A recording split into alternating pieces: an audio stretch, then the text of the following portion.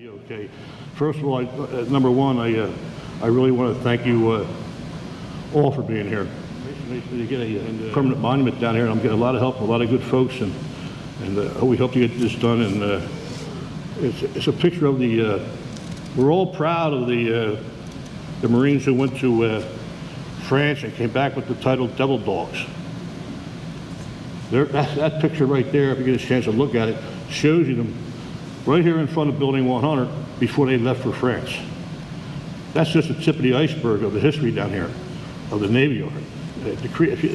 The Korean War, most of those fellows were reservists from the Philadelphia area, right here in the Navy Yard. So I think I'm getting my point across about, bottom line is we have to find some way to remember the Navy Yard and the Marines and how important it is to our history. I don't know how many fellows joined, a couple of fellows here I know did join the Corps down here. So what happened was,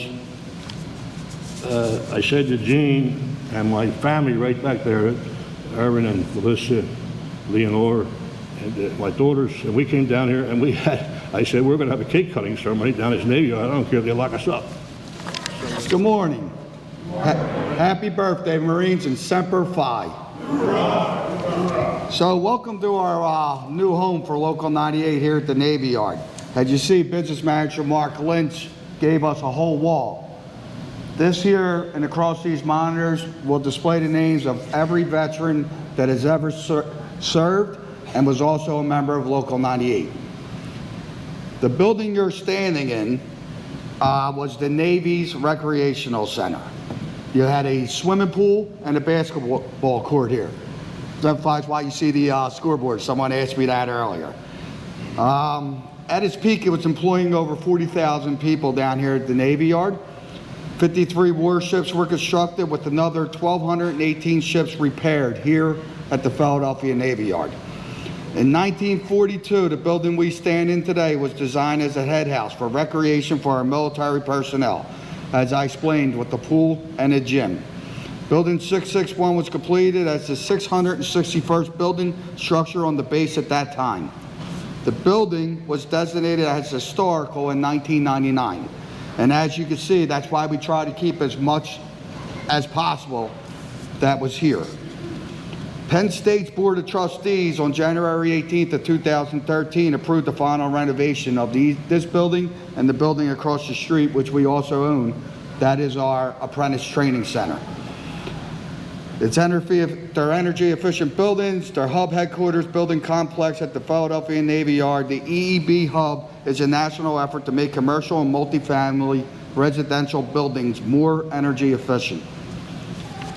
The designs for the IBEW hub buildings complex includes the renovation of the existing 3,800 square foot building and the construction of the new 25,200 square foot building, the apprentice training building across the street.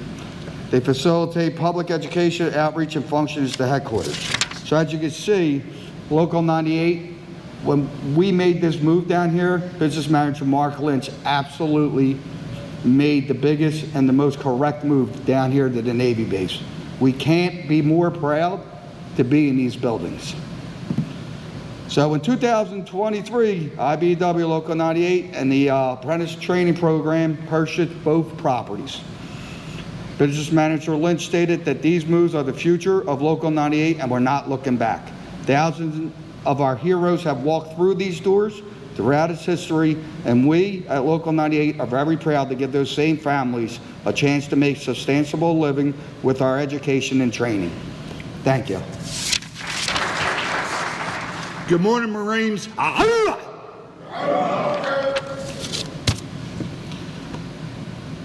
This is coming from a very grateful United States Marine, 2nd Streeter, and IBEW member. I'm going to read off our General John A. Lejeune's birthday message.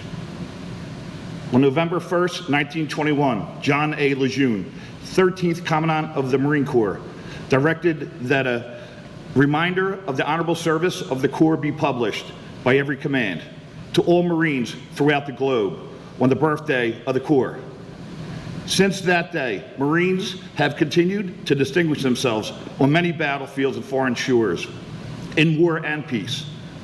On this birthday of the United States Marine Corps, therefore in compliance with the will of the 13th Commandant, Article 38, United States Marine Corps Manual, edition of 1921, is republished as follows.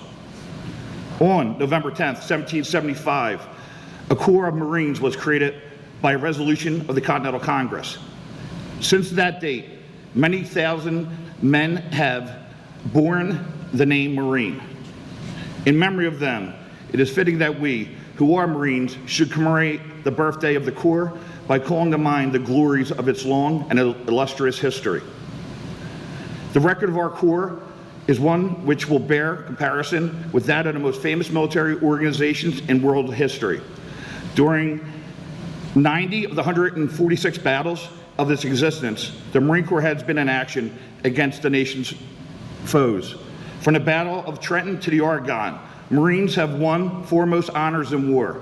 And in the long eras of tranquility at home, generation after generation of Marines have grown gray in war in both hemispheres. In every corner of the 7 seas that our country and the citizens might enjoy peace and security. In every battle and skirmish since the birth of our Corps, Marines have acquitted themselves with the greatest distinction, winning new honors on each occasion until the term Marine has come to signify all that is highest in military efficiency and soldierly virtue. This high name of distinction and solidarity, repute, who are Marines today, have received for those who preceded us in the Corps. With it, we also received from them eternal spirit, which has been animated by our Corps for generations to generations, and has been distinguishing mark of the Marines in every age. So long as the spirit continues to flourish, Marines will be found to equal in every emergency in the future to they have been in the past. The men of our nation will regard us as worthy successors, as a long line of illustrious men who have served as soldiers of the sea since the founding of the Corps. The inspiring message of the 13th Commandant has left a mark in the hearts and minds of all Marines, by deed and act, from the Guadalcanal to Iwo Jima, from Incheon to the Korean armistice to intervention in Lebanon and the Dominican Republic, and from the opening battles in Vietnam to the Mayaguez rescue. Marines have continued to epitomize those qualities which are their legacy. The success which they have achieved in combat and in faith have borne peace will continue. The Commandant and many friends have added their hearty praise and congratulations to this, our 249th birthday. Semper Fidelis. Good morning, everybody. I can't hear you. It brings back memories. Traditionally, regardless of location, Marines pause to observe our birthday by sharing a cake and usually a holiday meal. A Maniluk sword is used to cut the cake as a reminder that we are a band of warriors committed to carrying the sword so that our nation may live in peace. A special significance is attached to this phase of the ceremony in which the birthday cake will be cut by our Commandant, our Acting Commandant Pete Leahy. In keeping with the tradition of the United States Marine Corps, the first piece of cake is presented to the oldest Marine. Gary Toothman, please come up. Gary is our oldest Marine here today. He served in the Marine Corps 1962 till 1966.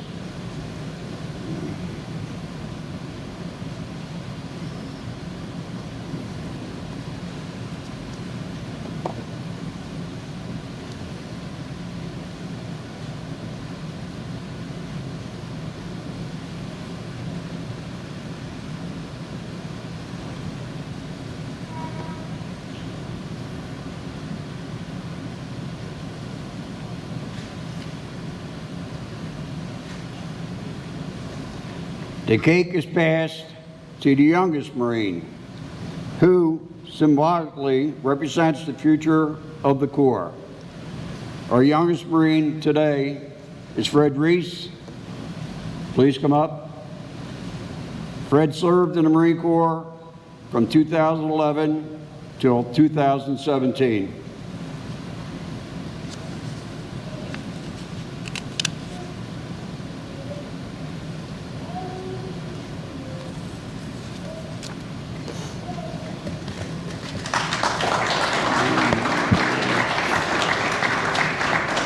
And that's how it's been done for over 100 years. Thank you, everybody.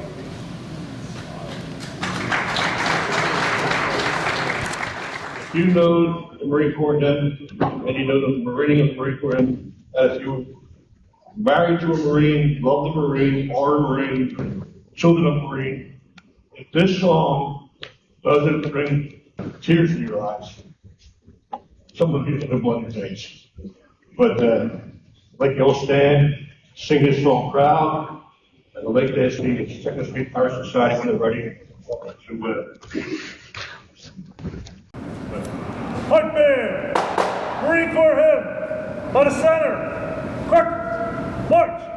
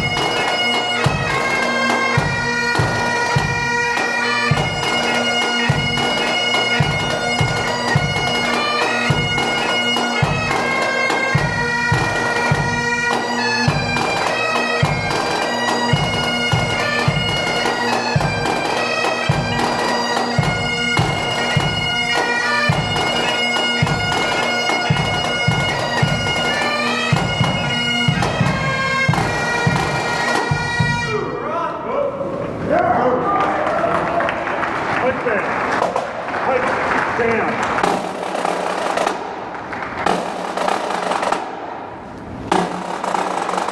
On the right, dismiss.